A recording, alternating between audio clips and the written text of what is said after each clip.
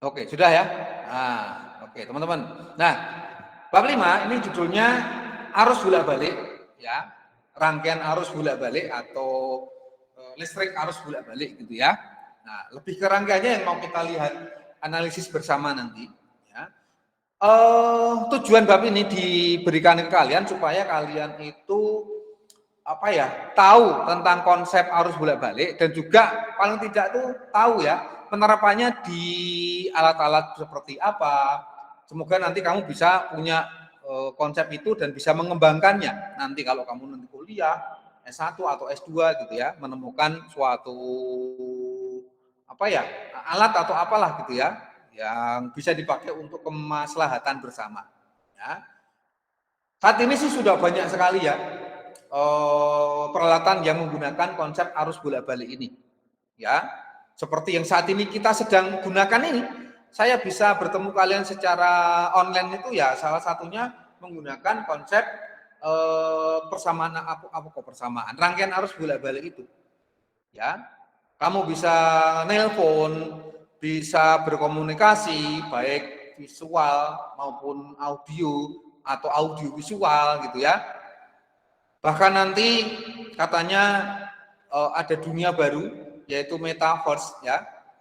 Ya, itu akan bisa terwujud kalau kita sudah semuanya mungkin jaringan internetnya sudah 5G ya. Kalau 4G mungkin masih gerakannya nanti kalau kamu masuk di dunia metaverse ya belum bisa baik ya. Mungkin gerakannya putus-putus, putus-putus. Tapi kalau nanti pakai yang 5G, oke, on cam, baik silakan, Adrian. Oke, mungkin ada substansinya ya. Nah itu ya kalau 5G kan speednya kan bisa sampai berapa ya? 360 sampai 400 gitu ya. Nah, kalau 4G kan baru sampai berapa ya? Mungkin 50 atau 70 gitu ya. Ah itu. Nah, itulah dasar dari penerapan rangkaian arus bolak-balik di situ. Ya, walaupun nanti ada pengembangannya tentu saja, tetapi dasarnya bahwa rangkaian arus bolak-balik itu dipakai sebagai alat komunikasi. Ya, tentang bagaimana nanti kecepatan transmisi untuk datanya itu berbeda lagi. Ya, itu pengembangan lebih jauh lagi. Seperti kalian menggunakan HP kalian, nah itu kan supaya kamu bisa berkomunikasi dengan papa kamu, pacar kamu, mama kamu itu kan harus menyamakan frekuensi. Antara apa? Frekuensi yang kamu tuju dengan frekuensi HP kamu kalau misalnya. Atau kalau HT ya, kalau teman-teman yang pernah ikut panitia Popsila, kamu panitia Popsilanya offline semua, online ya? Kalau pas kamu yang online, offline ya. Nah, kakak kelasmu dulu, kalau panitia Popsila itu kan kita arealnya luas ya, satu kolese ini kan luas. Maka komunikasinya ya paling murah ya menggunakan HT gitu kan. Maka supaya bisa berkomunikasi, maka HT satu dengan lainnya harus disamakan apanya? Harus disamakan apanya? Halo? Siapa yang pernah menggunakan HT? Yang disamakan apa? Halo? Frekuensinya, betul. Ya. Nah, frekuensinya. Maka nanti dalam bab ini kita akan mengenal dengan frekuensi resonansi. Apa itu resonansi? Ayo, siapa yang tahu? Isodori Senon, ayo. Frekuensi resonansi itu apa? Atau resonansi diri dulu, pengertiannya apa? Resonansi. Nanti akan ketemu persamaan itu di bab ini, di bagian akhir. Apa itu resonansi? Resonansi. Pernah tahu dengar kata itu ya? Di seni musik ada muncul juga gitu kan, di fisika ada gitu ya. Nah, sebetulnya dalam pacaran juga mengenal resonansi lo ya. Siapa yang udah pacaran? Ayo. Siapa sini? Evan ya, udah pacaran ya? Oh, Adri ya, Adri udah pacaran ya? Sama siapa nih? Saya kelas sama enggak?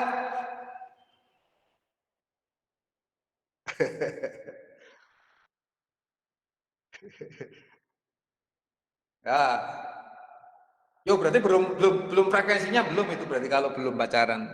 Frekuensinya belum. Kalau belum jadian itu berarti frekuensinya belum. Nah, belum sama. Nah, orang pacaran itu kan menyamakan frekuensi toh. PDKT itu berarti menyamakan frekuensi, gitu ya. Nah, maka kalau orang yang saling apa ya? saling jatuh cinta, itu kan hatinya deg-degan ya, betul nggak? Adrian, betul nggak Adrian? Hah? Kalau orang jatuh cinta itu kan hatinya deg-degan ya, betul kan? Iya mungkin Pak. Iya.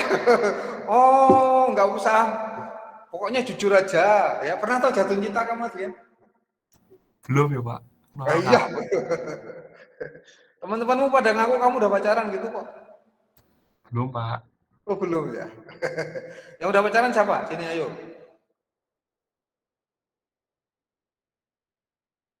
Fania? Udah ya? Oh teman. Oke, nah itu sama ya, menyamakan frekuensi. Ya, kalau frekuensi sama maka nyambung gitu kan. Sama seperti kalau kamu pakai HT, frekuensi sama ya nyambung. Maka dikatakan resonansi itu apa? Ikut bergetarnya apa? Halo? Ikut bergetarnya. Siapa yang mau nyaruskan? Apa itu resonansi? Nanti akan kita temukan lagi di bab ini ya. Tapi resonansi dari gelombang elektromagnetik. Nah, kalau kamu kan gelombang cinta ya.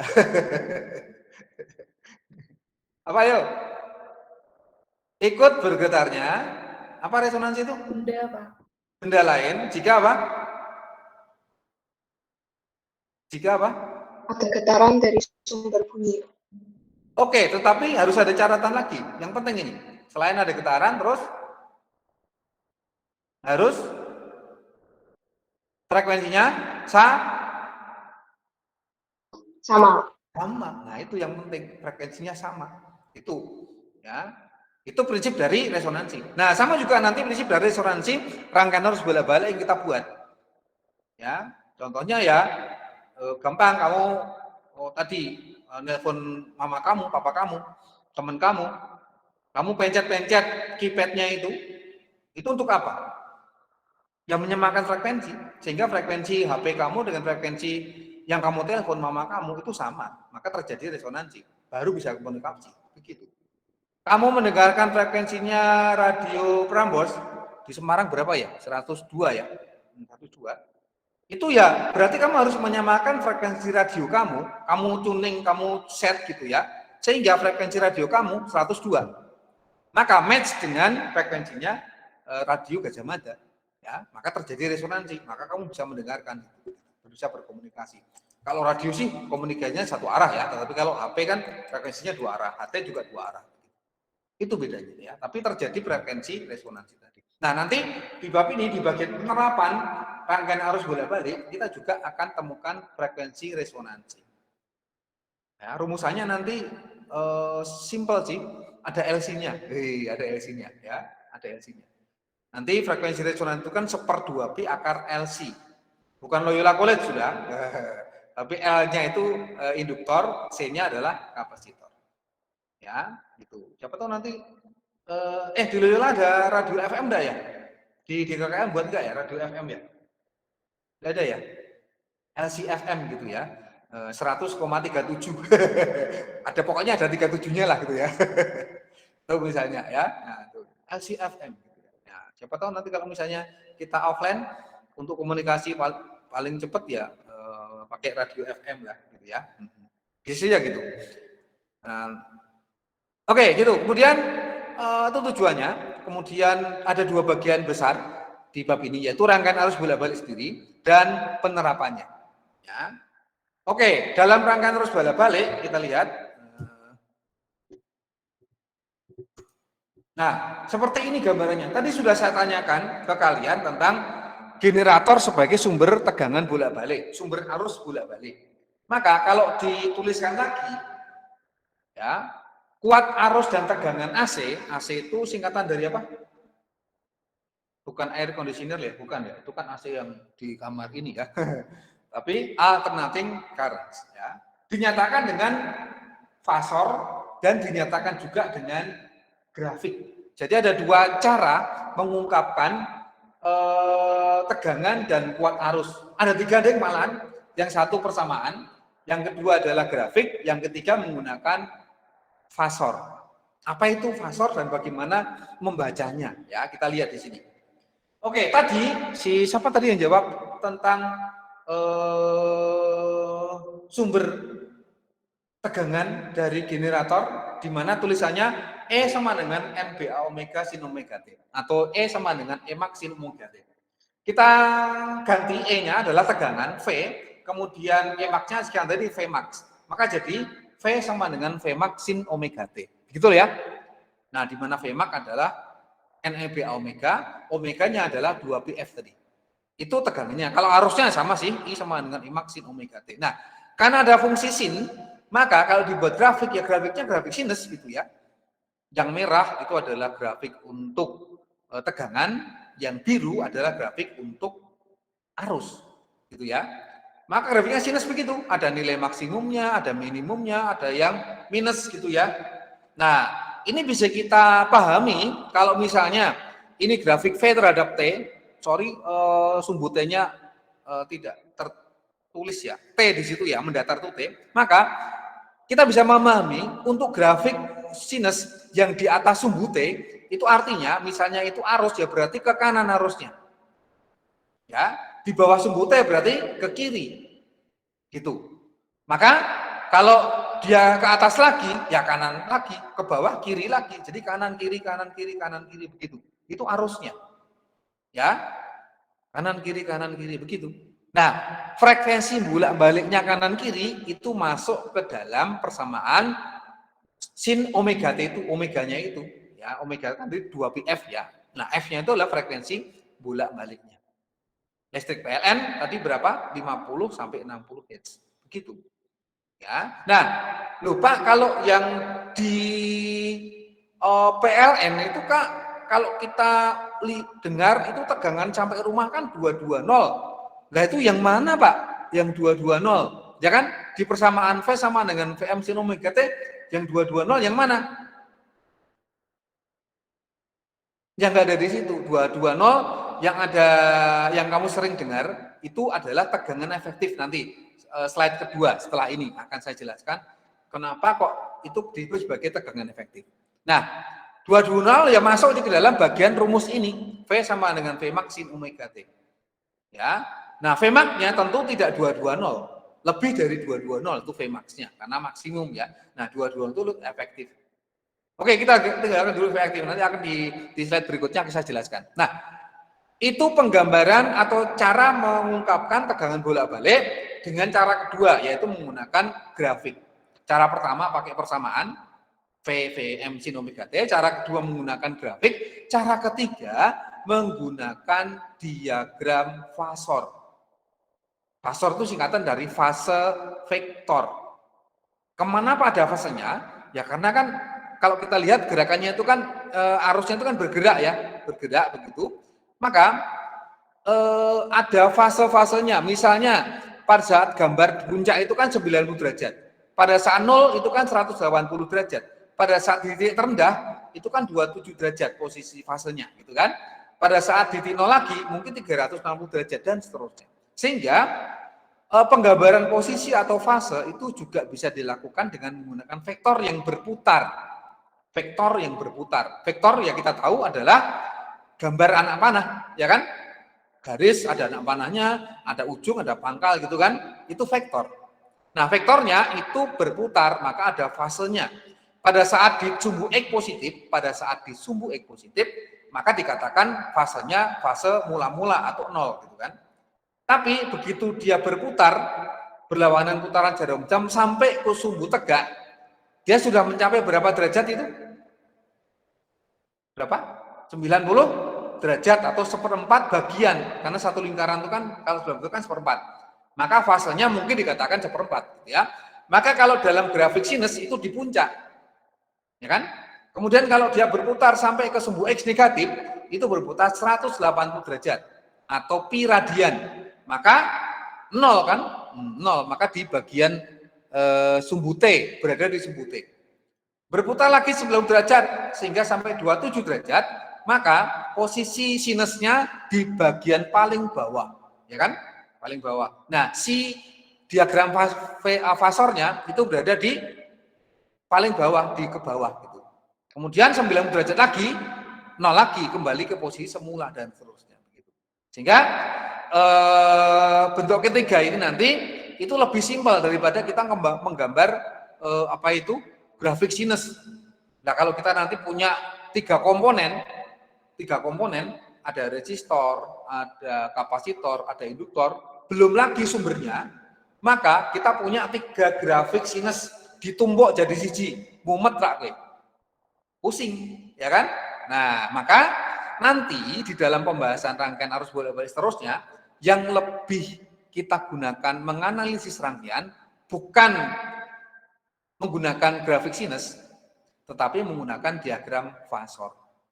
Begitu, nanti lebih mudah kita menganalisisnya daripada kalau gambar pakai sinus, ya, fungsi sinus atau pakai grafik sinus, gambar kesuwen, gitu, tur memahami kangelan, gitu ya.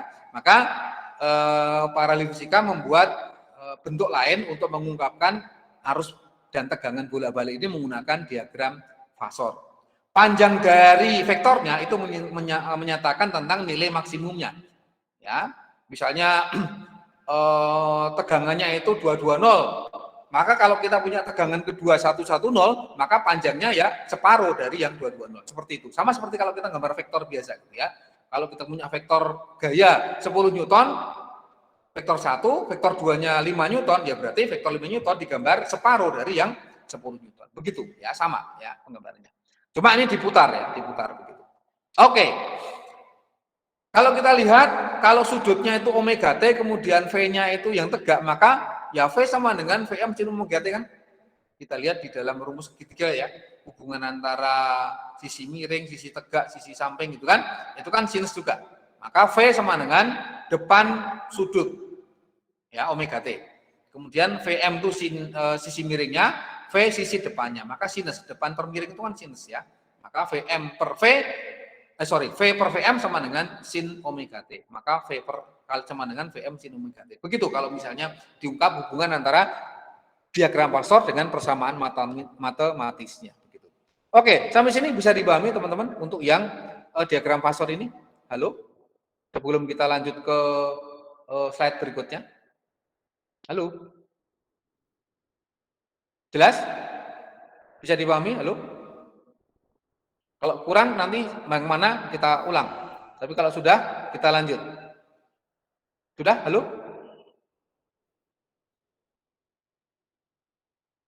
Halo? Sudah, Pak. Oke. Lanjut ya. Nah, ini tadi saya katakan sebagai nilai efektif. Ya. Kenapa yang digunakan di rumah-rumah atau di perhitungan matematis ya untuk menentukan itu nilai efektif bukan nilai rata-rata juga bukan nilai maksimum. Kenapa? Karena supaya tidak merugikan konsumen juga tidak menguntungkan produsen. Nah, kita kan menggunakan listrik kan produsennya PLN. Kita kan sebagai pengguna, gitu kan? Nah, supaya konsumen sebagai kita itu tidak dirugikan, maka yang digunakan adalah nilai bukan rata-ratanya.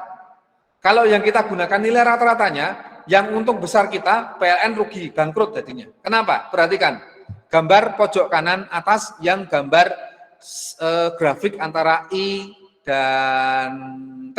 Ya, perhatikan, bagian yang di atas sumbu T itu bagian positif, ke kanan ya. Bagian yang bawah sumbu T itu negatif. Luasnya sama, panjangnya sama, gitu. Maka kalau di rata-rata, yang satu positif, satu negatif, di rata-rata hasilnya berapa? Ya, di jumlah gitu, di jumlah. Berapa hasilnya? Terus nanti dibagi total.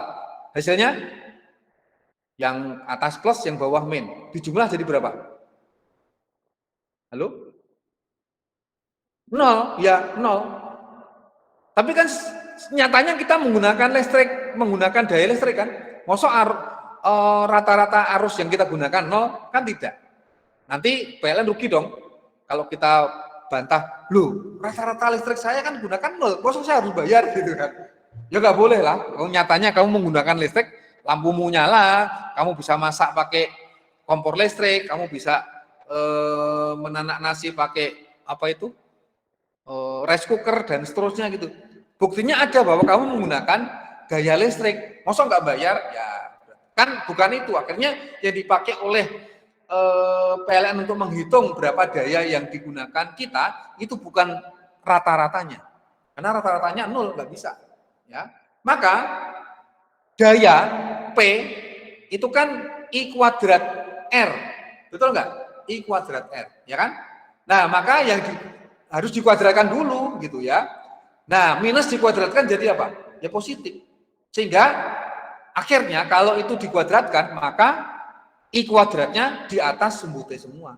Tetapi juga tidak digunakan yang nilai maksimum. Kenapa? Wong kita tidak menggunakan selalu maksimum kok, gitu ya. Kalau PLN menghitungnya nilai maksimum, saya tak demo, gitu ya. Demo ke PLN, gitu ya. Kenapa? Ya dia untung besar, kita yang dirugikan. Wong kita tidak selalu menggunakan nilai maksimum kan ya. Nah, gitu. Maka ya apa ya namanya ya? 50-50 gitu ya. Nah, maka apa? Di rata-rata dari kuadratnya. Ya. Nah, kalau di rata-rata dari kuadratnya terus diakar gitu ya. Kan tadi kuadratkan. Nah, itu di rata-rata terus diakar supaya 50-50 ya. PLN untung, kita juga diuntungkan, gitu kan? Ya, kita bisa menggunakan listrik toh, ya diuntungkan. Tidak usah harus menyalakan teplok. Tahu teplok ya? Teplok itu apa? Lampu yang dari minyak. Zamannya kamu pasti nggak ada ya, zaman saya masih ada gitu ya. Nah, maka supaya dapat nilai efektifnya yang sesungguhnya yang dipakai untuk menghitung seberapa besar daya listrik yang kita gunakan, maka tegangannya ya tegangan efektif, arusnya yang arus efektif. Yang kita kenal tegangan efektif listrik PLN yang sampai rumah, ya nilainya berapa? 220 volt itu. Itu adalah nilai efektif. Didapatkan dari mana? Dari akar dari rata-rata kuadrat. Akar dari rata-rata kuadrat. Maka ada yang menyebut sebagai RMS, root mean square. Akar dari rata-rata kuadrat. Itu ya, RMS. Nah, diindonesiakan sebagai nilai efektif. Itu ya, nilai efektif. Nah, berapa nilainya? I efektif sama dengan I maksimum per akar 2. V efektif sama dengan V max per akar 2. Sehingga 220 itu nilai efektif. Berarti V efektif. Berarti V max-nya berapa? Coba berapa? Kalau V efektif 220, maka V max-nya berapa? V efektif sama dengan V max per akar 2. Berarti V max sama dengan V efektif dikalikan akar 2. Oh, berarti kalau kita mengukur tegangan maksimum yang ada di rumah kita, ya berarti 220 akar 2. Itu tegangan maksimumnya. Tapi ngitungnya bagaimana, apa ngukurnya bagaimana, Pak? Ya kalau alat yang sering kita gunakan di rumah, pakai voltmeter, ampermeter, itu yang terbaca adalah nilai efektifnya. Jadi kalau kamu punya voltmeter ya, kamu colokin di colokan atau steker di PLN rumah kamu, maka yang terbaca 220. Yang terbaca adalah nilai efektifnya. Ya. Kemudian kalau misalnya rumah kamu tegangan dayanya 450, nggak ada ya, kecuali rumah saya. Rumah saya itu dayanya 450 ya. Saya termasuk rumah yang disubsidi pemerintah. Kemarin pada saat pandemi, saya itu 1 tahun nggak bayar listrik, gitu. Kenapa? Ya karena yang 440 itu kan dibebaskan dari listrik. Saya tidak bayar listrik dulu ya.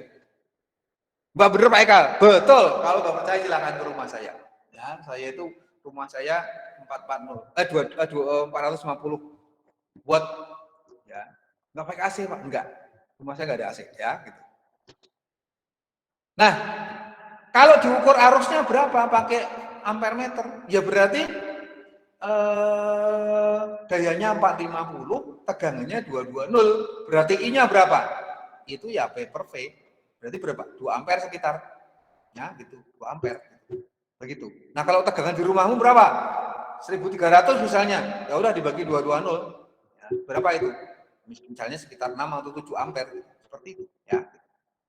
Oke, baik. Tahu ya bagaimana menghitung nilai I efektif, V efektif hubungannya dengan maksimum. Nah, sekarang tadi kan kamu sudah saya katakan kalau kamu mengukur pakai voltmeter, ampermeter, yang terbaca adalah nilai efektif. Tapi ada alat yang dapat dipakai untuk mengukur nilai maksimumnya. Yaitu ini, teman-teman. Nah, saya punya 2 alat. saya gambarkan di situ, di lab juga punya ya. Jadi kalau kamu mau mengukur tegangan bolak-balik, nilai maksimum dan frekuensinya, itu pakai alat ini namanya osiloskop. Ya, osiloskop. Kalau yang kiri ya apa itu namanya? Multimeter ya. Voltmeter, ampermeter, ohmmeter gitu ya. Nah, itu yang dipakai untuk mengukur nilai efektif. Voltmeter, ampermeter itu mengukur nilai efektif. Tapi nilai maksimum bisa kita ukur menggunakan osiloskop ini. Dan tayangannya seperti sinus itu, seperti grafik yang tadi kita lihat tadi. Ya, sinus ya, grafik sinus seperti itu. Ada nilai maksimum, ada minimum gitu ya. Seperti itu. Ya. Nah, sekarang bagaimana cara membacanya hasil dari pengukuran? Nah, saya tunjukkan ya di slide berikut. Nah, ini. Oke, nanti ini sebagai latihan juga ya di rumah ya. Begini, layar yang ada di osiloskop, kamu perhatikan yang di tengah itu kan ada garis-garisnya, vertikal dan horizontal. Kemudian tayangannya itu yang warna hijau, itu hijau pupus ya, itu adalah hasil dari penayangan alat ukurnya. Maka seperti itu ya.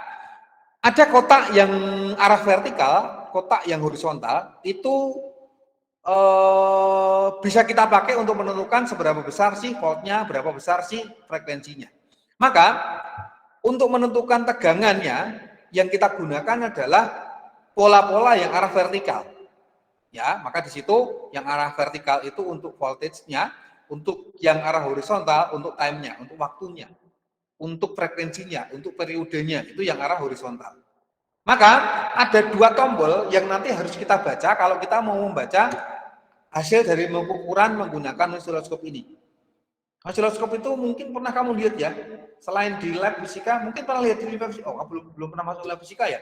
Sudah nih ya, di kelas 10 ya. Tapi mungkin alat ini enggak secara fokus kamu lihat ya, karena di dalam ya.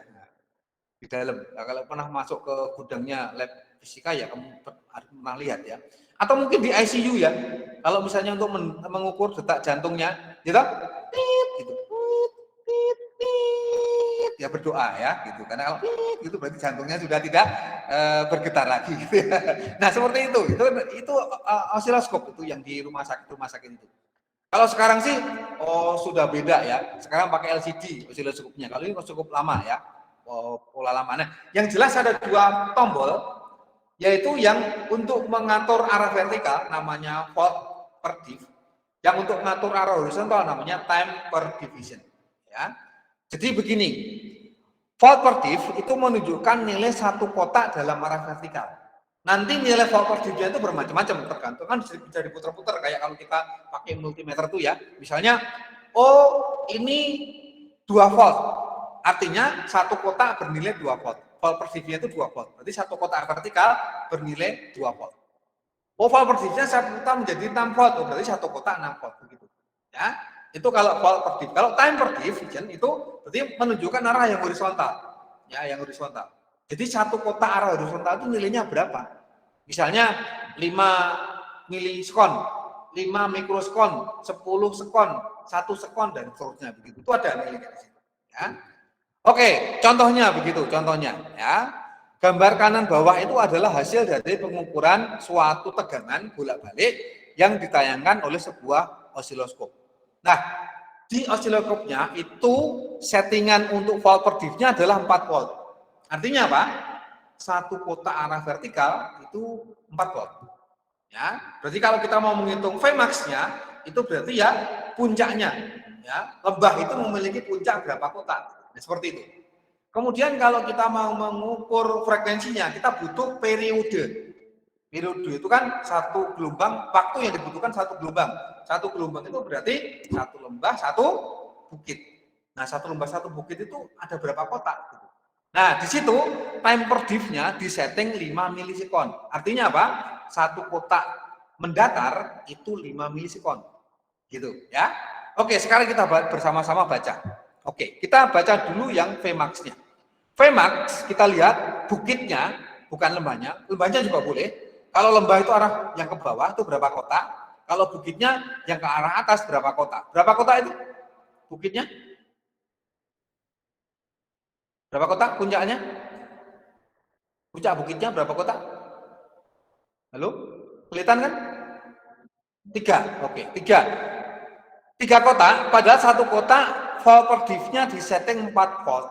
Berarti 4 kali 3 kotak berapa? 12 volt. Oh, berarti Vmax-nya 12 volt. Begitu. Jelas ya? Untuk mendapatkan Vmax. Kemudian, untuk mendapatkan frekuensi. Berarti kita butuh periode, karena frekuensi seperperiode. Periode adalah waktu untuk satu gelombang. Satu bukit, satu lembah. Arah mendatar. Berapa ini? Berapa kotak? Satu bukit, satu lembah, arah mendatar? 4. 4 kotak. Satu kotak 5 milisekon. 5 kali 4, 20. 20 milisekon. Itu periodenya. Maka frekuensinya seperperiode. Tapi mili loh ya ini, mili. Berarti 10 pangkat min 3. Berarti 1/20 kali 10 min 3. Berapa itu? 50 Hz. Oh, frekuensi bolak-baliknya 50 Hz. Begitu caranya, teman-teman. Jelas ya? Gampang kan? Bentar, saya tak minum dulu.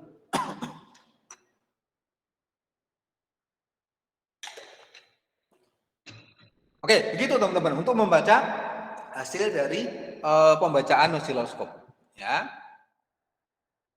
Ini besok aja. Ya, oke. Hari ini segitu ya untuk pembahasan mengenai sumber arus bolak-balik. Bagaimana cara membacanya pakai alat ukur. Kalau menggunakan voltmeter ya, berarti nanti kita tinggal baca aja di voltmeter berapa itu ya, nggak masalah. Kalau ini yang tegangan dan frekuensinya harus pakai alat seperti ini. Oke, kita stop. Apakah ada sesuatu yang mau ditanyakan dulu sebelum saya tutup PPT-nya? Apakah ada pertanyaan? Jelas? Halo, apakah jelas? Jelas ya? Oke, baik.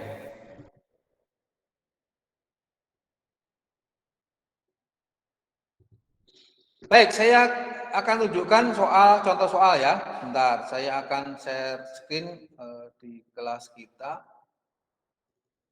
Oke, sebentar. Ini sudah saya kirimkan ke kelas. Nah, oke.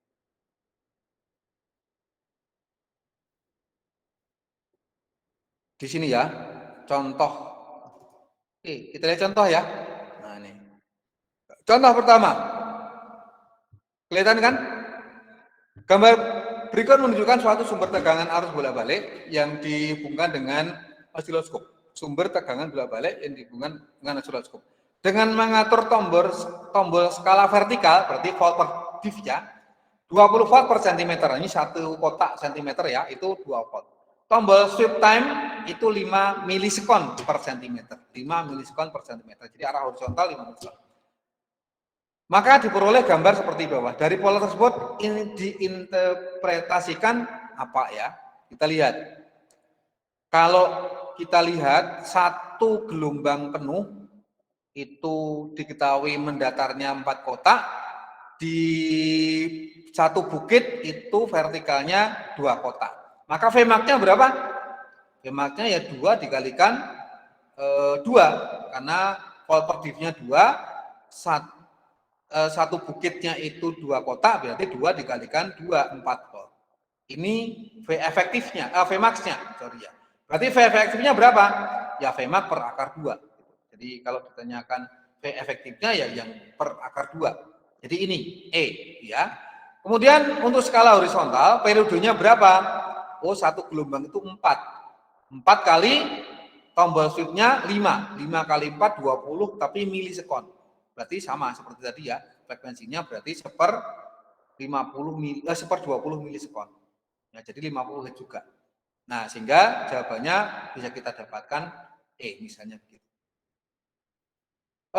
Contoh lain di sini hanya menyatakan apa itu tegangan efektif maksimum dari persamaan yang ada di sini, bisa kamu pelajari ya di rumah ya. Nah, kemudian silakan nanti digerjakan di rumah yang ini ya, latihan ini. Nah, itu kan. Nah, itu kan. Ini silakan dikerjakan di rumah. Yang nomor 1 dan nomor 2 ya. Nah, 2 soal saja. Silakan nanti dikerjakan di rumah di ini ya. Nanti kita bahas di pertemuan hari Sabtu lagi ya. Karena hari kita ketemu kalau hari Selasa atau hari apa ya? Atau Rabu atau Kamis?